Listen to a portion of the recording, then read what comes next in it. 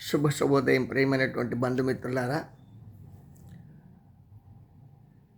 మాఘ షష్ఠి, ఈ పొద్దు షష్ఠి బుధవారం సుబ్రహ్మణ్య స్వామికి ఇష్టమైన రోజు. కానీ సుబ్రహ్మణ్య స్వామి రుణరోగాది బాధాపీడలను తీర్చేటువంటి వాడు.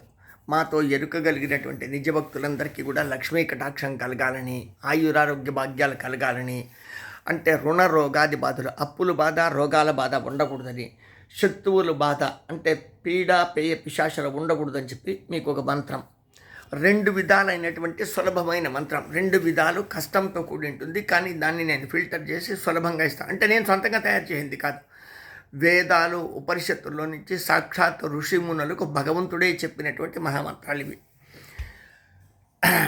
విష్ణుప్రియుడు, విష్ణువే తానైన వాడు సుబ్రహ్మణ్య స్వామి. విష్ణుప్రియుడు, విష్ణువే తానైన వాడు సుబ్రహ్మణ్య స్వామి. ఎందుకంటే జ్ఞానదాత అయినటువంటి శివుడు, సృష్టికర్త అయినటువంటి బ్రహ్మ,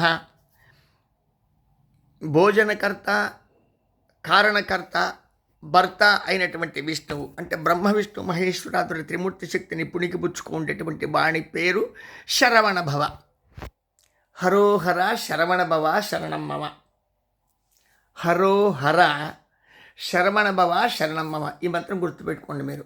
హరోహర శరవణ భవ శరణం మమ అంటే రుణము, రోగము 2 మీ దగ్గరికి రావు. అంటే అప్పులు, బాధలతో కూడినటువంటి రోగాలు మీ దగ్గరికి రావు. శరవణ భవ శరణం మమ.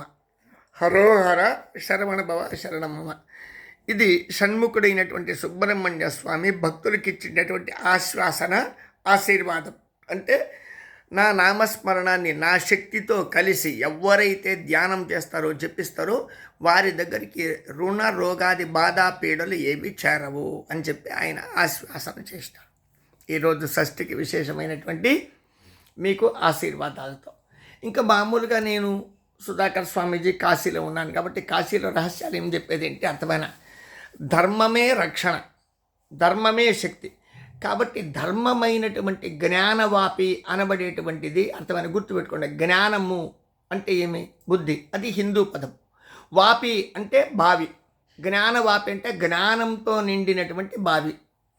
ఆ బావిలో ఎవరుంటారు అంటే జ్ఞానాన్ని ఇచ్చేటువంటి జ్ఞానాదైవత కైవల్యం శంకరుడు, శివుడు ఉంటాడు. అతడు విశ్వనాథుడు, కాశీ విశ్వనాథ జ్యోతిర్లింగం.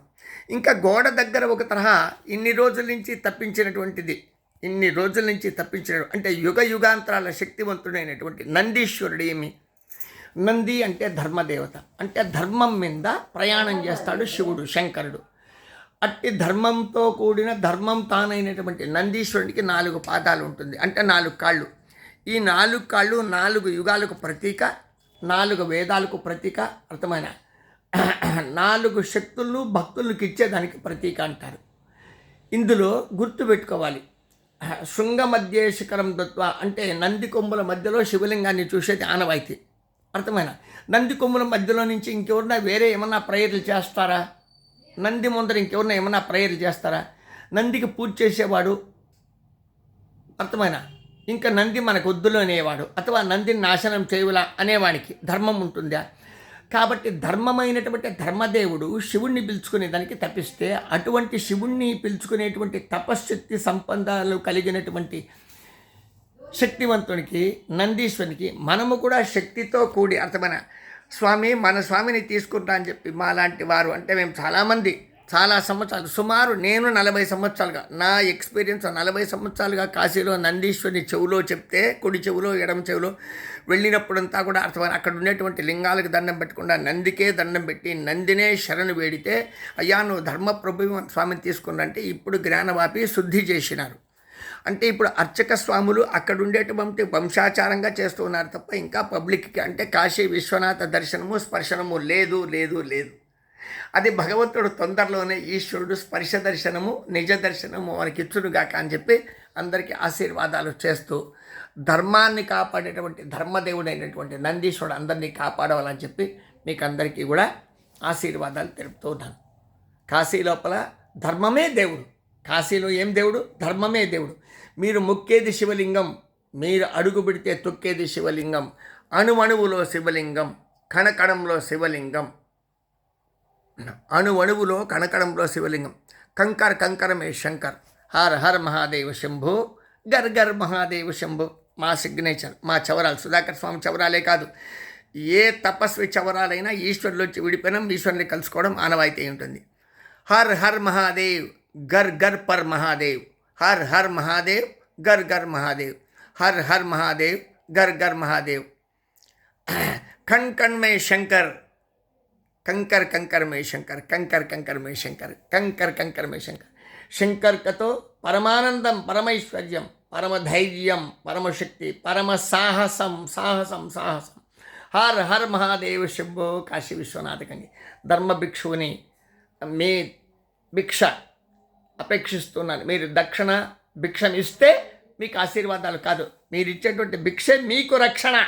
మిషగా అంటే ఈశ్వరుడు మీరు పెట్టేటువంటి భిక్షను చూసి ఆ భిక్ష మీద మీకు అదృష్టాన్ని ఇస్తాడు. మీకు కావాల్సింటే ఒక చిన్న అడ్వర్టైజ్మెంట్గా గత కాలంలో కొన్ని వందల సంవత్సరాల వెనకంటే 1000 సంవత్సరాలప్పటికి ఆదిశంకరాచార్యులు ఒక వృద్ధ బ్రాహ్మణి, అంటే ఒక ముసలి బాపనోళ్ళ బీద తల్లి, ఆవిడ ఇంటి దగ్గరికి వెళ్ళి భిక్ష పడుకుంటాడు. ఆవిడ ఎండిపోయిన ఒక ఉసిరికాయ నెల్లికాయని అతని చేతిలో వేసి దండం పెట్టి, అయ్యా నా దగ్గర ఏముంది శంకర, మాకే తినడానికి తిండి గతి లేదు, నా భర్త భిక్షానికి వెళ్ళినాడు, ఆయన వస్తే ఏమన్నా ఇస్తానులేంటే, ఆయన వచ్చి కూడా అమ్మ ఏమీ దొరకలేదు తల్లి. అప్పుడు ఏడ్చుకుని ఇల్లంతా వెతికి తీర్థమని ఒక ఎండిపోయిన ఉసిరికాయ దొరికితే ఎండిపోయిన ఉసిరికాయ భిక్షమిచ్చి, అది మిషగా అంటే దాన్ని ఒక భావనగా తలుచుకొని అర్థమైన శంకరుడికి, ఆదిశంకరుడు ఈశ్వరునికి అర్థమైన ఒక ఎండిపోయిన నెల్లికాయ భిక్షంగా ఇచ్చిన దానికి బంగారం నెల్లికాయలు అక్కడ వర్షంగా వచ్చి స్వర్ణతిల్ వీడని చెప్పి ఇప్పుడు కూడా కేరళలో ఉందని చెప్పి మన పురాణాలు చెప్తున్నాయి, వేద పండితులు చెప్తారు,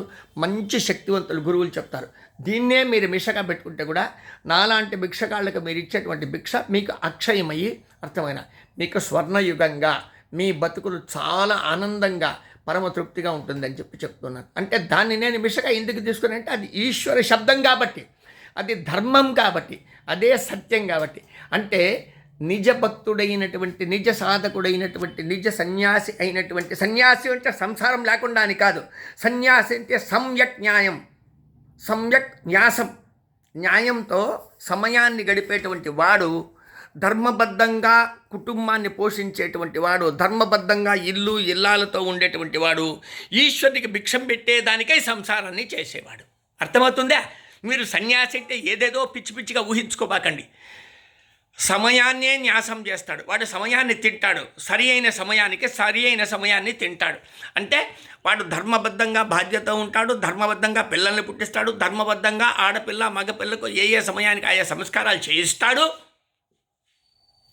యుక్త వయసులో పెళ్ళిళ్ళు చేస్తాడు, పిల్ల వయసులోనే ఒక ముంజి ఉపనయనం చేస్తాడు, ఆ తర్వాత వాళ్ళకి ధర్మాన్ని నేర్పిస్తాడు, పిల్లలకు ధర్మో రక్షత రక్షిత అని చెప్పి ఇంతంతా చేసుకొచ్చిన తర్వాత ఈశ్వరులేక తాను దేహాన్ని వదిలిపెట్టి ఐక్యమైపోతాడు.